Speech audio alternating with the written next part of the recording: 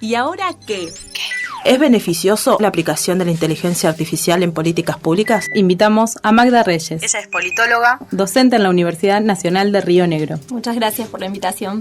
Es un desafío de la democracia en términos de, ¿para cuántos efectivamente van a ser beneficiosas estas prácticas en esta clave, ¿no? De tener miedo a la tecnología, a meterse en la tecnología o miedo a quedarse fuera de ella. ¿Votarías a una inteligencia artificial como presidente? Esa imagen del candidato político está tan, si se quiere, manchada. ¿Por qué no un aparato que promete un sistema más transparente, más limpio, que no puede ser corrompido en teoría? Esto de que se encarguen solo los técnicos, quienes saben cómo se usa, cómo se utiliza, en mi opinión debería haber una regulación de todos estos usos.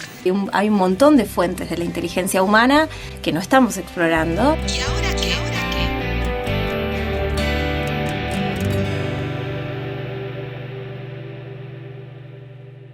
¿Te estás preguntando qué onda con la inteligencia artificial? Nosotros también. Somos estudiantes de Comunicación Social de la Universidad Nacional de Río Negro y queremos saber todo sobre inteligencia artificial. Bueno, casi todo. Desde la ecología de los medios, pensamos la interacción compleja y dinámica entre medios de comunicación, la tecnología, la cultura y la sociedad. Spoiler alert, tenemos más preguntas que respuestas. Te invitamos a ver, escuchar, compartir, likear, me gustar, recomendar. ¿Y ahora qué?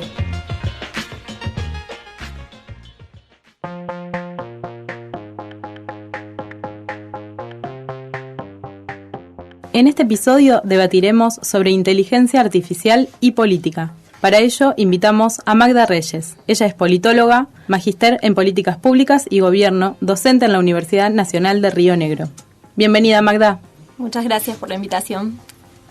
Teniendo en cuenta, ¿no?, el panorama electoral a nivel nacional por el que está atravesando el país y las distintas aplicaciones de la inteligencia artificial que se están desarrollando, nosotros nos preguntábamos, ¿qué hacemos con esto? ¿Miramos con miedo y fingimos demencia? Nosotros elegimos profundizar sobre este tema y ver qué pasa. Para este primer debate tenemos a Maxi y a Emilia y queríamos saber sobre inteligencia artificial y políticas públicas. ¿Es beneficioso o no la aplicación de la inteligencia artificial en políticas públicas? Bueno, está buenísimo lo que planteas como pregunta, porque a mí se me habían ocurrido como ideas disparadoras, es pensar en este lema que apareció hace un tiempo respecto a todo el avance de la tecnología, que tiene que ver con tenerle miedo a la tecnología, ¿no? O miedo a quedarse afuera. Un poco el avance tecnológico interpela las prácticas de las políticas y en especial de las políticas públicas, porque lo que nos plantean son nuevas herramientas para llegar a los resultados que en política en general se esperan que sean resultados democráticos. Entonces ahí estas nuevas herramientas son desafíos desde el punto de vista del conocimiento, pero también desde el punto de vista de nuestras propias prácticas.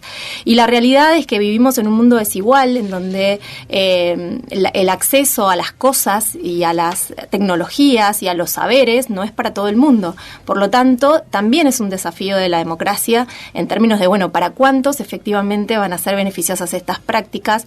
¿Cómo se van a manejar? El miedo a la manipulación, al no tener suficiente información, a ser influidos por algunas decisiones y no por otras. Y todos estos miedos, digamos, se suman en esta clave, ¿no? De tener miedo a la tecnología, a meterse en la tecnología o miedo a quedarse fuera de ella, ¿no? Bueno, hay algunos autores o algunas corrientes que lo que están proponiendo es que frente a esa cantidad de miedos empecemos a pensar en una clave de disfrutar o vivirlo, digamos, ¿no? Cómo empezar a meternos en estos temas, indagar, hacernos preguntas, no quedarnos afuera desde el punto de vista incluso desde la curiosidad o la exploración y también que eso nos permita poder tomar decisiones, ¿no? Desde el punto de vista de la libertad, si efectivamente queremos, nos sirve, es necesario, ¿para qué?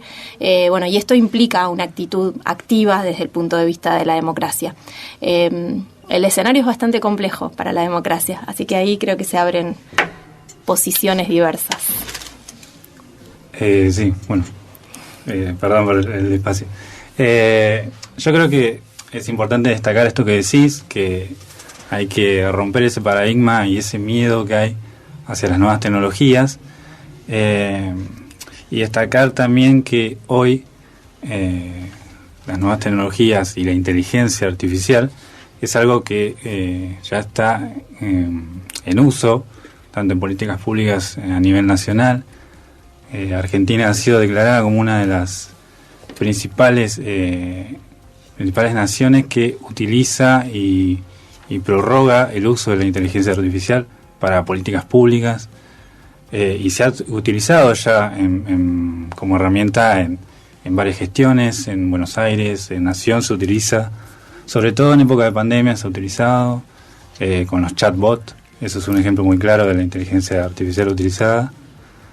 Y también plantear este sentido de herramienta y ver lo bueno de esto es que podemos ver ventajas, más allá de los miedos, podemos resaltar las ventajas, que algunas de ellas es como que agiliza muchas cosas, es una cuestión que también puede estar al alcance de todos, propone también una idea de igualdad, porque una inteligencia artificial, si bien en el entendimiento común se entiende que es objetiva, que solo se basa en datos, y por lo tanto su atención o su participación con la comunidad sería igualitaria. No habría estos comportamientos humanos que vemos de o racismo o otro tipo de comportamientos violentos hacia las personas, sino que habría una mirada más objetiva y se trataría temas con más igualdad en ese sentido. Yo, retomando un poco lo que decías vos de esta sociedad media desigual, quizás estas herramientas de la inteligencia artificial, que quizás en algún momento puede llegar a tener ventaja para agilizar trámites, como decía Max y todo eso, esto, al ser una sociedad muy desigual, no todos tenemos el acceso o el conocimiento desde la tecnología para poder saber cómo podemos hacer un reclamo, cómo podemos llevar a cabo ciertas tramitaciones, desde qué punto también o hasta qué punto nos da esa facilidad, ese acceso a tener estas políticas públicas hacia la sociedad, ¿no? Entonces me parece que esto, resaltar que quizás la inteligencia artificial se puede pensar para ciertas formas o para ciertos lugares desde el Estado, que sí se puede agilizar, pero que, bueno, la mayoría de la gente adulta mayor o quizás los jóvenes sí tienen conocimiento de las tecnologías y se pueden aplicar, pero a veces también llega a una instancia de la parte administrativa en donde queda trabado el trámite o puede ser que necesitemos hacer un reclamo quizás mucho mayor, con mayor profundidad, y por ahí eso, la inteligencia artificial o el acceso desde los chatbots que se están implementando en el Estado no son tan beneficiosos. Así que, no sé, por ahí. Bueno, muy interesante lo que se está planteando acá, desde ambos aspectos, porque es verdad, si bien es una aplicación que para los jóvenes beneficia en muchos sentidos, para la gente adulta es un poco complicado en ese sentido. Y bueno, ya que estamos metidos, ¿no?, en el tema, arrancaríamos con un segundo debate, hablando de la gente adulta, y en esta oportunidad está Lautaro y Flor, y también nos preguntábamos, ¿no?, sobre el tema del voto electrónico. ¿Qué tan eficiente puede ser el voto electrónico para la gente? Y también, ¿cuán confiables son los análisis de datos? El tema del voto electrónico no es un tema nuevo, digamos, en los sistemas políticos. La realidad es que cualquier cambio, cualquier movimiento de innovación que se haga en los sistemas políticos suelen ser cambios que afectan culturalmente, o sea, que requieren también un tiempo de aprendizaje de ese nuevo sistema, de conocer cuáles son las variables y sobre todo analizar cuáles son las consecuencias de esos sistemas.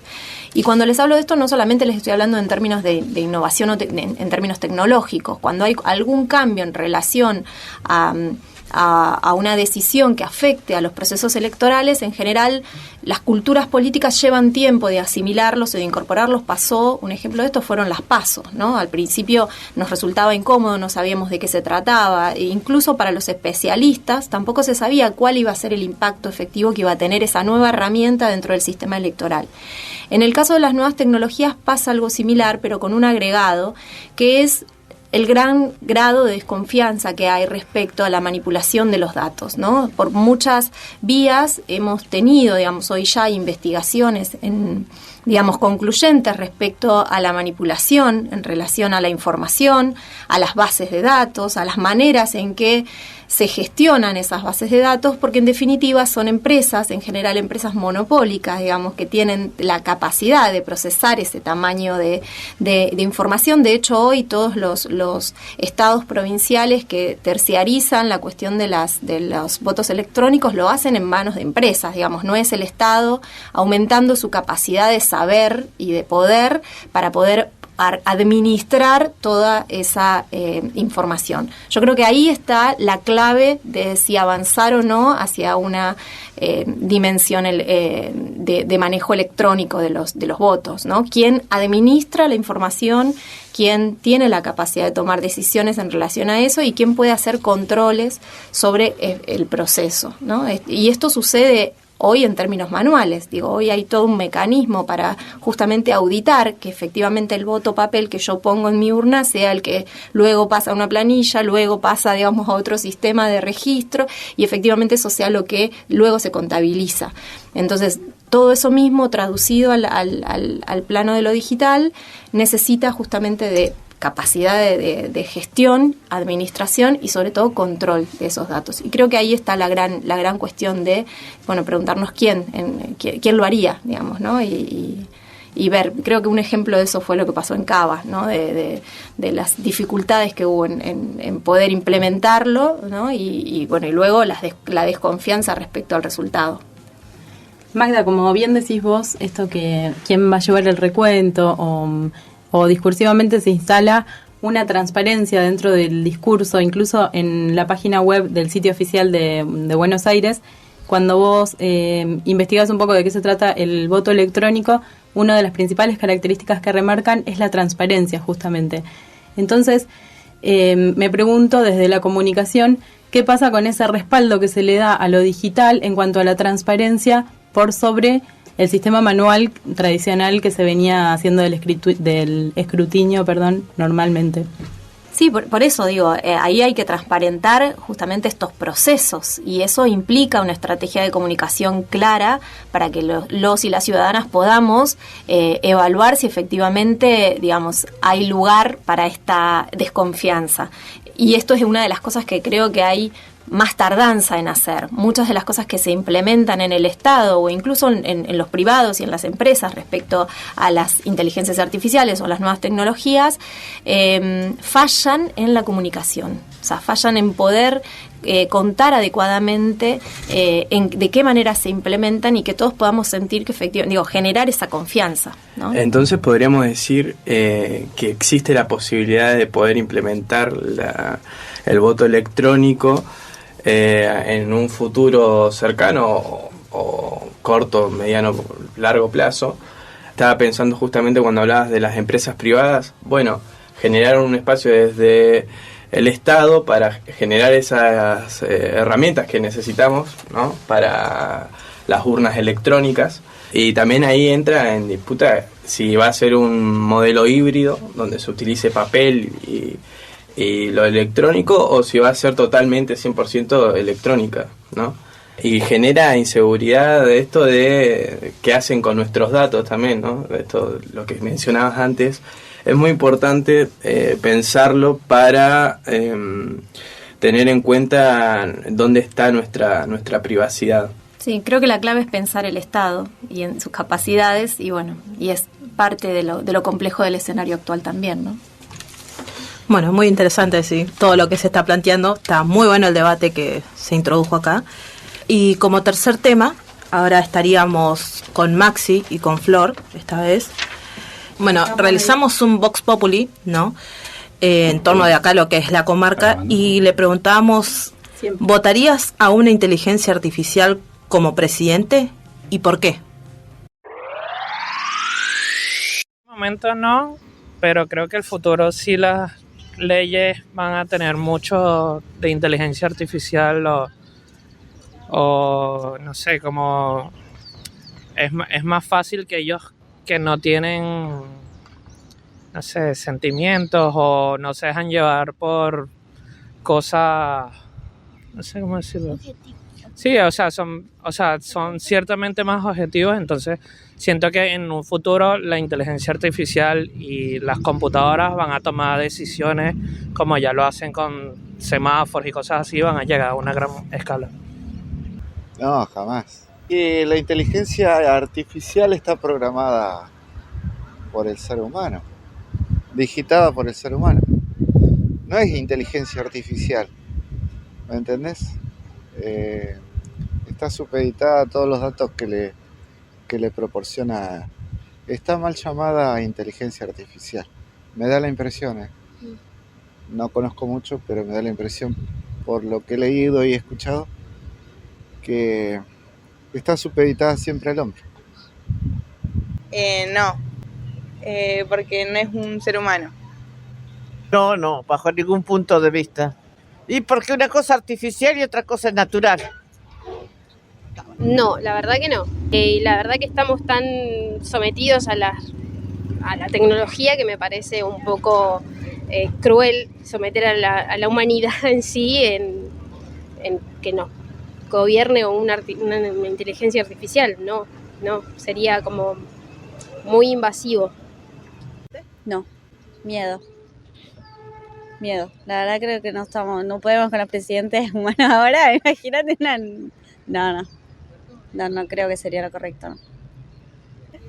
No, tampoco. Por el mismo miedo también. La verdad que no estoy muy interiorizado de lo que es la inteligencia artificial. ¿Como presidente de qué? ¿Como presidente de la República?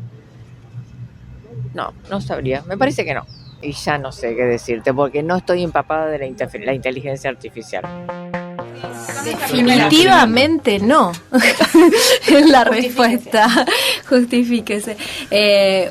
No, porque la inteligencia artificial es un diseño justamente que proviene del diseño de la inteligencia humana, pero que para muchas visiones es una parte muy pequeña de la inteligencia humana. O sea, hay un montón de fuentes de la inteligencia humana que no estamos explorando, o la estamos explorando muy poco, o estamos mirando para otro lado, y justamente incluso algunos hablan de la simplicidad de haber desarrollado ese tipo de inteligencia y no otro, digamos, ¿no? En relación a la diversidad y la riqueza que tiene la inteligencia humana. Entonces, definitivamente no. No está en tus planes. Bueno, hay algunos cursantes, ¿no?, de la Universidad de Río Negro, que de algunos dijeron que sí, porque la ven muy avanzada la inteligencia artificial como para que pueda llegar a gobernarnos a nosotros. Yo creo que hay un problema de representación muy grande que pasa de, pensar que una inteligencia artificial, esto que hablaba al principio sobre la transparencia electoral destinada totalmente a un procedimiento digital, creo que es como un sistema de pensamiento que puede darle validez a que una persona programada digitalmente como una inteligencia artificial pueda llegar a ser mejor que un candidato. Creo que las raíces es el problema de representatividad que hay hoy en día en el mundo, no solo en Argentina, y que se vio además claramente en las últimas elecciones. Sí, yo coincido porque sí, esa imagen del candidato político está tan, si se quiere, manchada, por querer decir una palabra. ¿Por qué no un aparato que promete un sistema más transparente, más limpio, que no puede ser corrompido en teoría? ¿Por qué no puede ser una solución a una posible candidatura, por si se quiere decir? Ya ha habido ejemplos, igualmente. En Rusia pasó, en 2018, con la cuarta candidatura de Putin, se presentó una IA, que era un asistente virtual. Yo acá tengo el ejemplo, porque lo anoté porque me pareció muy curioso. Bueno, en Rusia pasó esto de que se presentó una IA como candidata, como posible candidata. Obviamente esto se tomó con pinzas porque no es un sistema virtual, no es una persona. Había que hacer una junta de firmas. Se llegó a juntar 300.000 firmas en un pueblo grande, una nación grande como es Rusia. Y esto prometía prometía una gestión transparente y justa para todos. Y es increíble que haya recopilado tantos votos o tanto apoyo, porque claro, nacía en respuesta a un gobierno de Putin que, bueno, que todos sabemos, creo que es bastante controversial. La desconfianza de la arbitrariedad de lo humano, parece ser, ¿no? Ahí lo que prima. Sin embargo, también se sabe que las inteligencias artificiales no son neutrales, ni son, digamos, justas, que están llenas de sesgos y estereotipos, e incluso pueden reproducir, hoy más temprano decías vos, que podían estar libres de discriminación o de sesgos, y en realidad no, digamos, en la medida en que se le cargan datos que ya tienen previamente una carga de sesgo o de estereotipo, se reproducen esos mismos sesgos en la toma de decisiones. Y otra de las grandes cosas que son como lineamientos en políticas públicas son mucho más eficientes y mucho más productivos en la administración de los datos. Ahora bien, la decisión última, o sea, la toma de decisiones tienen que estar en manos de personas que estén preparadas para tomar esas decisiones, digamos, ¿no? Si no, es como la confianza ciega en un procesamiento de datos, es como confiar en una calculadora, ¿no? En otra época, sí. Digamos, es una calculadora muy buena y muy eficiente para manejar y para procesar muchísima cantidad de datos. Ahora sigamos nosotros tomando decisiones usando esa capacidad. La calculadora era una tecnología que también se fue resistida. Y sí, claro. Porque claro. También era así como el uso, antes, por ejemplo, en la educación, el uso de la virome también estaba como visto mal porque se venía usando la pluma y era como otra. Bueno, Cassiari dice que que es un escritor, lo deben conocer, dice que es el nuevo lápiz, digamos, ¿no? La nueva lapicera, una nueva forma de escritura. Digamos. Pero creo que podemos considerar todos de que es una herramienta que para bien o para mal puede traer beneficios o ser un problema. ¿Y ahora qué? La elección correcta. Son las elecciones presidenciales en Argentina y el escenario político es vibrante.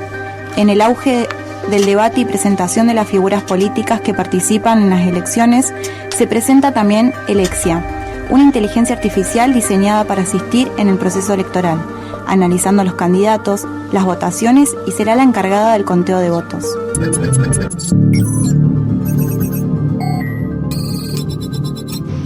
Ciudadanos y ciudadanas, estoy aquí para su servicio. Fui creada para ofrecerles datos y un análisis imparcial bajo un compromiso inquebrantable con el bienestar de nuestra nación. En este acto, uno de los candidatos ha tomado una decisión audaz y controvertida. Eduardo Milsa, un carismático líder, expresa su confianza y apoyo al uso de esta inteligencia artificial, mientras que los demás candidatos le restan importancia.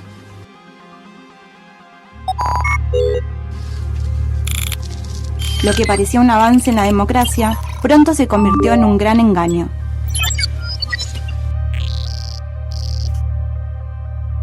Ciudadanos y ciudadanas, sus preferencias son valiosas. Analizando datos demográficos, comportamientos en línea y tendencias sociales, he determinado el candidato más adecuado para liderar. Su visión está alineada con el progreso y la estabilidad para esta comunidad.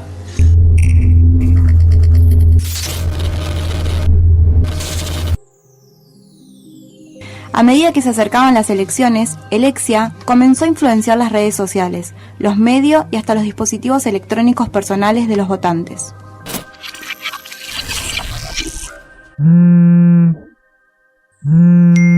¿Por qué todos hablarán tan bien de Eduardo Milsa?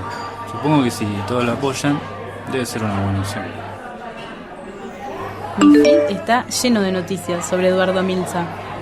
Está bueno lo que dice, qué sé yo.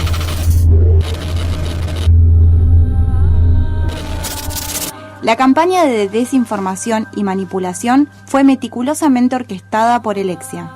Fotos adulteradas, noticias falsas sobre candidatos opositores y discursos emotivos que pintaron a Eduardo Milsa como la única esperanza para el futuro.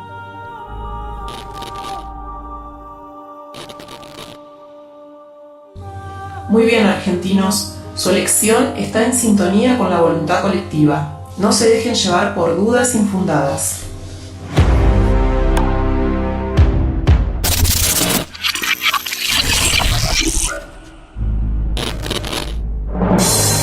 Faltan 2 semanas para las elecciones y las encuestas muestran un gran porcentaje de apoyo a Eduardo Milsa. Preguntémosle a la gente. Señora, ¿la molestamos un ratito? ¿Cómo ve estas elecciones? ¿Ya sabe a quién votar? La verdad que sí, ya estoy decidida. Estas elecciones son más fáciles, no tengo dudas. Ya elegí mi candidato.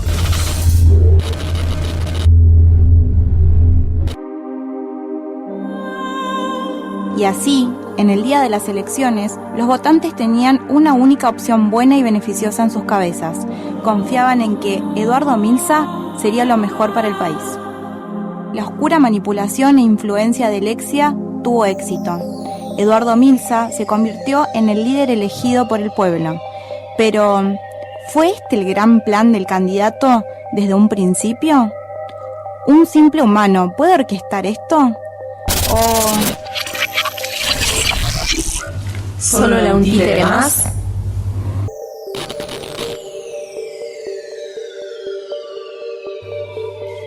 Y así concluye nuestra historia, una advertencia sobre los peligros de confiar ciegamente en la tecnología y sobre la fragilidad de la democracia en la era digital. ¿Y ahora qué? Ahora, como cuarto tema para debatir, tenemos a Lautaro y a Brina, que si bien la inteligencia artificial, es como vos decías, está avanzando bastante y hay mucha controversia con todo eso, surgió un tema que es que la inteligencia artificial se utilizó para la reconstrucción de rostros de desaparecidos en época de dictadura. Lo que nos preguntábamos nosotros era si es necesario una revolución en el uso de la inteligencia artificial, y si es así, ¿el Estado sería quien lo haga? Sí, para mí no sé si es necesario o no necesario. La revolución está sucediendo. Es un fenómeno en expansión, es un fenómeno desconocido, del que todavía sabemos poco, del que tenemos que meternos más definitivamente. Incluso esto, a veces muchas de las cuestiones de las innovaciones tecnológicas quedan en manos de los técnicos o de los que saben, y tenemos que disputar ese campo de saber y de conocimiento y sobre todo de aplicación, porque en las dimensiones de operatividad de la inteligencia artificial estamos todos involucrados. Así que ahí me parece que el desafío es cómo abrir el juego y cómo hacer que esto sea una cuestión en la que todos podamos empezar a opinar sobre qué nos parece y sobre todo eso, en qué procesos, qué parte. Ustedes, digamos, yo no me imagino una inteligencia artificial motorizando la actividad de las madres desde el inicio. O sea, es una herramienta que llega en un momento y que colabora con esa lucha y con esa militancia que justamente es profundamente humana. Y creo que esa es la dimensión que no tenemos que perder de vista. Y siguiendo con lo que vos decís que estaría como para ayudar a las abuelas de Plaza de Mayo, nosotros también teníamos una pregunta que era, ¿esto no la puede llegar a reemplazar a las abuelas de Plaza de Mayo, a la lucha que ellas vienen teniendo hace años? Definitivamente no. Definitivamente no. Chicos. Yo creo que también ahí se asienta mucho más en la cuestión de la regulación del uso, ¿no? Porque hay que, como vos decías, esto de que se encarguen solo los técnicos, quienes saben cómo se usa, cómo se utiliza, pero también debería haber, en mi opinión, debería haber una regulación de todos estos usos, porque a mí me pasa que me cuestiono más el tema de, no sé si me da miedo la inteligencia artificial, pero me cuestiono el uso que le dan las personas, porque en sí quienes están detrás de todo eso son personas. Entonces, para mí, ahí la problemática sería más en la regulación y en su uso, en sí en qué lo van a usar, para qué lo van a usar. En este sentido, la reconstrucción de rostros desaparecidos es algo que está muy humano, digamos. Creo que es una intención muy buena también y una herramienta para ayudar a quienes llevan muchos años también en esa búsqueda y además esta inteligencia artificial, digamos, de la reconstrucción de rostros se llama IA-abuelas, pero lo que siempre aclara en todo momento es que no es 100% certera, sino que es más bien como un uso de evidencia, como de denuncia también de que esto todavía sigue pasando, digo, que estamos todavía en el medio de la búsqueda, que hay desaparecidos todavía y más bien es como para, creo, también darle valor a la búsqueda que hicieron las abuelas, no para reemplazarlas, sino bien acompañarlas, ¿no?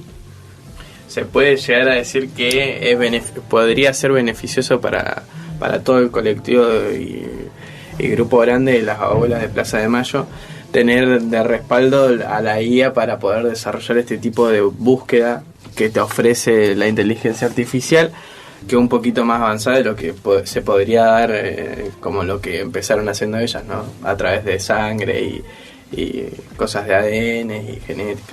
Esto es algo como que más visual, que nos permite también tener una nueva cosa ahí rara que parece ser que podrían estar así hoy, ¿no? Nada, eso. Que se puede aplicar para cualquier desaparecido, no solamente, es como dice Brina, hoy siguen habiendo desaparecidos y desaparecidas y creo que sería importante también empezar a aplicar eso. Para mí no hay que ponerle un tabú a eso.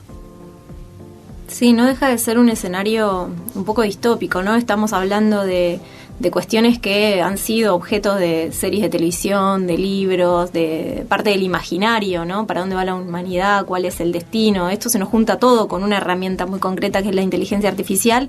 ¿Pero por qué? Porque viene de la mano de otras posibilidades que todavía nos resultan desconocidas. O sea, no sabemos para dónde va a ir esto. Y me parece que en ese desconocimiento, otra vez, vuelvo al principio, ¿no? El miedo y que nos hace... ¿Hay miedo o inseguridad? Y pueden ser las dos cosas, sí, pueden ser miedos, inseguridades, sí. Desconfianza, hay un montón de variables que las podemos entender como negativas o retractivas.